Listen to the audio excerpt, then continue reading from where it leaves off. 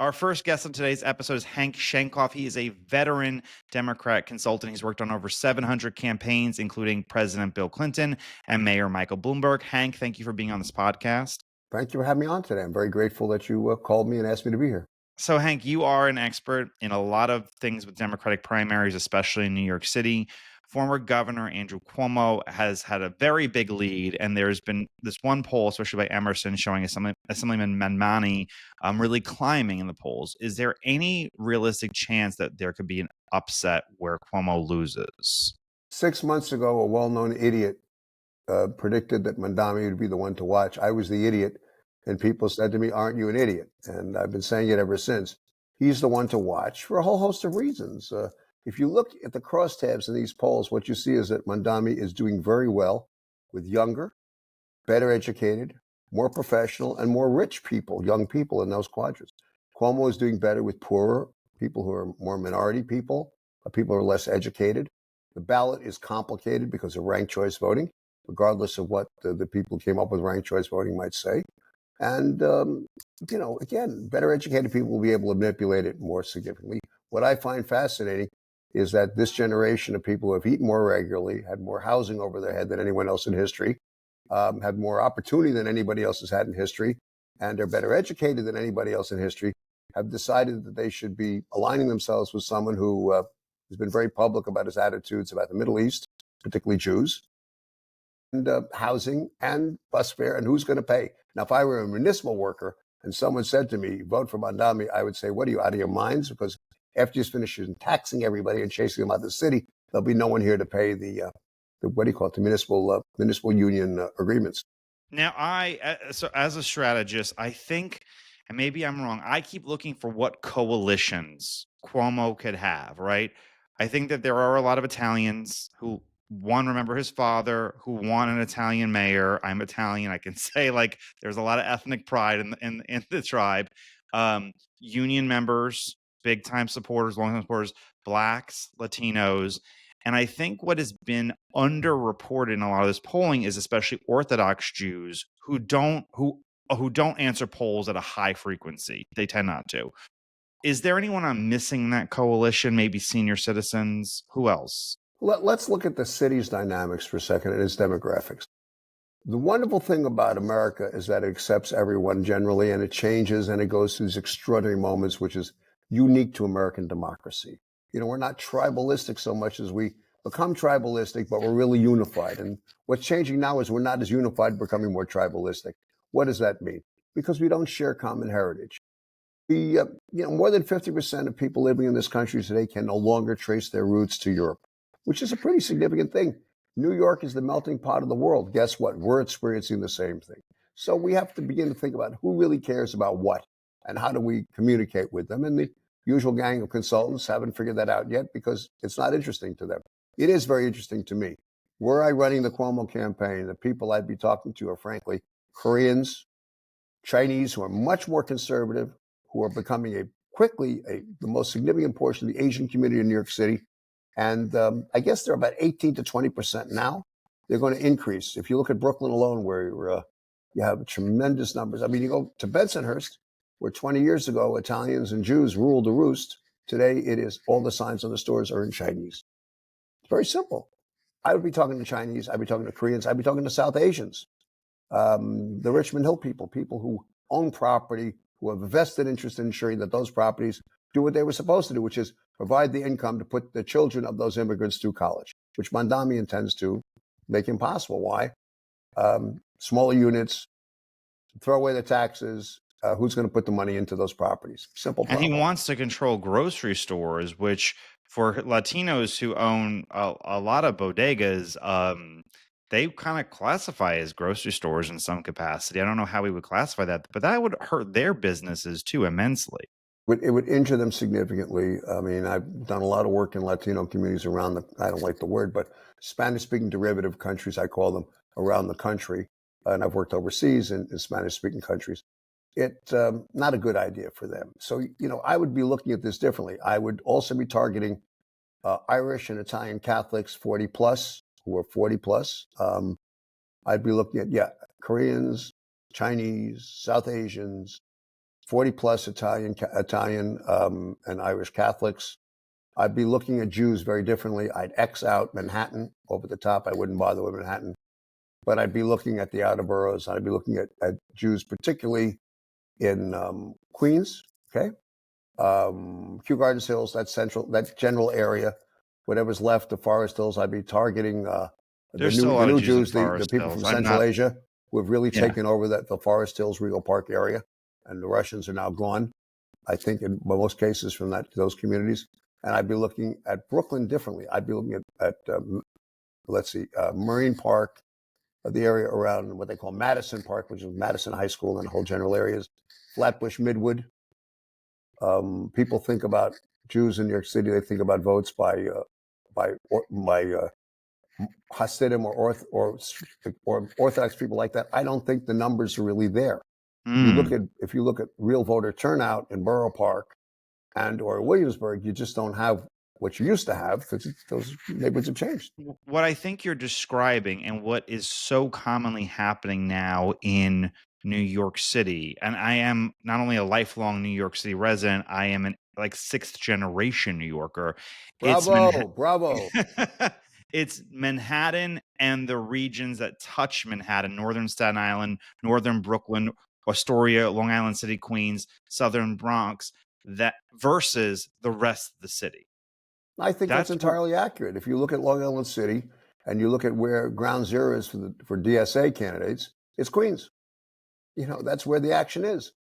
And who is that? Those are people who are gentrified or are newcomers to those communities in high rises that have been built. And again, who have had they are the luckiest generation in the history of the world. They've eaten more frequently. They've been housed better. They've gotten better educational opportunities. And their response to all this is to say, drop dead. We demand more. And we like this guy because he's gonna make us feel better about demanding more and screw everybody else. So that's what that's about. Pretty amazing. It's 100% true. It's scary. And I grew up in a time where Long Island City was a shanty Irish neighborhood and no one wanted to be there at night. And now you can't afford to live there for a lot of people. And I think that what people miss about New York State and New York City is New York State is traditionally, it's not a progressive state. It's an establishment Democrat state. Well, partially, but hold on. There's something you're missing, and it's not fair to Sure. you. New York State, when I used to look at statewide campaigns, I've been in successful statewide campaigns my whole career. You're looking to say, okay, what are the percentages of who? The largest turnout number was Catholic. That started to shift. Why? Because of the decline of religion as an organizing tool. That is changing now with the new immigrants from Spanish-speaking countries who are filling up parishes that were about to fall apart or close, who are also hardworking. Many of them are the laborers union people. They're Ecuadorians. They go to church. They have their own ways of praying, which are consistent with Catholic theology. But they're participants and they have a vested interest in the system. Those are the people that the Cuomos and the others who are against Mondami need to start reaching. So that the think about this differently. In other words, we're not thinking about politics the way we should. We're thinking about the politics the way we think we should think about politics. And so long as we do that, Mondami has a much better shot. Well, I think also the thing is that someone asked me, how is he gaining traction? And what I said is New York City has become a sponge for the most far left people living in other places. If you're a far left progressive in Kentucky, you're not going to stay in Kentucky. You're going to move to New York City. And the working class person, regardless of their race, but for many of them, white working class, have left the city and they have moved into a lot of black working class have left the city too. They have moved into those neighborhoods. You go to certain parts of Brooklyn that were 100% black when I was growing up. It's maybe a third white now, but they're not white, Irish working class. They are far left progressive activists who have moved into those neighborhoods and have changed them. Absolutely accurate. Who's leaving New York? The young people you're talking about are not leaving New York. The people who are older, who don't want to be here anymore and who can't afford to live here are leaving New York. Those are the people leaving.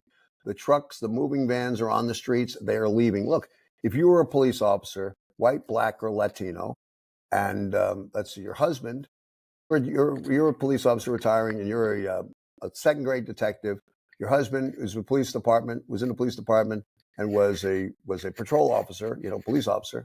not promoted, and you're getting 2 pensions, and your health care is taken care of until you're 66, right?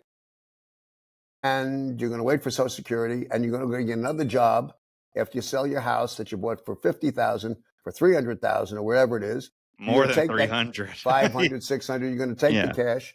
You take your pension. You're going to take your health insurance. You're going to leave. You move to Florida. If you're black, you're going to move to Florida. If you're white, you're going to move to Florida. If you're a Latino, you're going to move to Florida. You're leaving.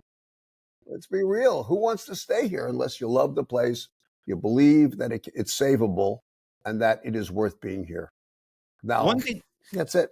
One thing we saw in the last election, the last presidential election, was a tremendous growth for the support of Donald Trump in New York City, right? Yes. He went from 21% in 2016 to 30% in 2024. That's a lot for a Republican candidate, primarily of both white working class voters, the ones who are left, and among ethnic minorities, specifically Asians and Hispanics, specifically in Queens, the Bronx, and Brooklyn.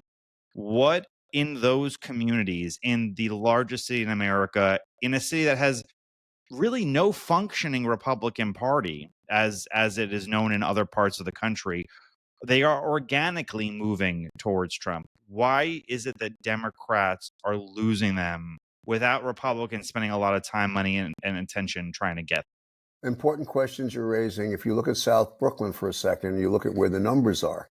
Trump did extraordinarily well. What is this about? We have no functioning Republican Party in New York City, which is tragic. I've always believed in two-party systems, and I think that it is, or more. I have always had tremendous regard for the late Mike Long, and certainly for Jerry Kassar's successor in the Conservative Party. Whether I agree with them or not, it doesn't matter. The fact that they have principle, they stand for something, and are prepared to work for it is a pretty significant thing. So we don't have a Republican Party because people have decided we shouldn't have a Republican Party. And the Trumpiness has made that more difficult in New York, where Trump's numbers are astronomically bad now. But people are tired of a system that they believe not to be representative of them, that is not representative of blue-collar people anymore, no matter what their race is. And if you look at the numbers that Trump had going back to 2016 in the South Bronx, you have to be fairly shocked by it, right? It is a resentment built upon reality. And the reality is that they're not being serviced by that party. They don't feel part of it, and they believe the elites have taken it over. Now, whether Republicans are controlled by elites or not, and they are, doesn't matter. The rhetoric works, and that's one of the reasons why Democrats are in so much trouble in this country. You know, as a Clinton guy, right? I can tell you, we're back in time. The party has lost its place because it's not a party anymore. What it is, it's a collection of clans.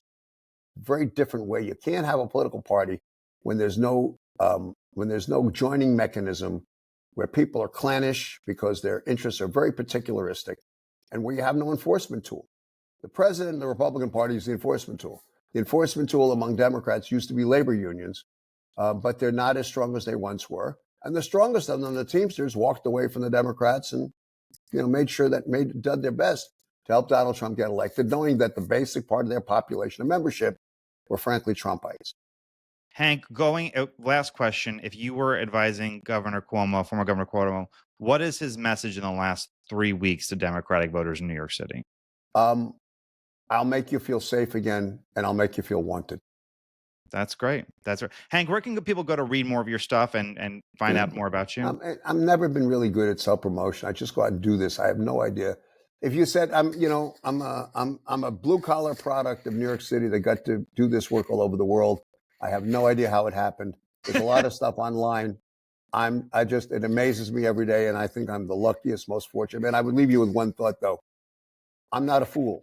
And what I believe is that whatever I have been able to achieve in my life, former high school dropout, without free education, City University of New York, I would never go on to school. Without New York, I would never become Hank Sheinkopf. And I urge everyone to remember not my example, but the example of millions who came before me and afterwards who want the same opportunities. And they got to figure out which of the people running for mayor will make sure those dreams can come true. That's great. I'm a product of New York City too, although I went to Catholic school, but New York made me into a person. So I love that city endlessly, and I completely relate to you. And I ended up going to politics. And I'm a college dropout, not high school, but college. So I went back. I got lucky again. CUNY made it possible for me when there was no tuition. Yeah, I went to CUNY. I worked. I was a counterman at the Carnegie and the Stage and all those places. Union counterman. I mean, You know, I was a police officer. That's fairly well known. I mean, I had an extraordinarily interesting life, and through a series of accidents, this occurred, and I haven't looked back. But again, this generation of people have had it really good. Why they're in revolt is the question that Democrats need to answer, because if the two parties split, one going all the way to the right and one going all the way to the left, it tells you that there's something wrong in the country, because there's no place where all of us can meet anymore. And that is severely troubling to me. That's a great closer. And Hank, New York makes the most interesting people in the world, and you're one of them. Well, Thank thank you for you. being on this podcast. Thank you for having me on. I'm grateful.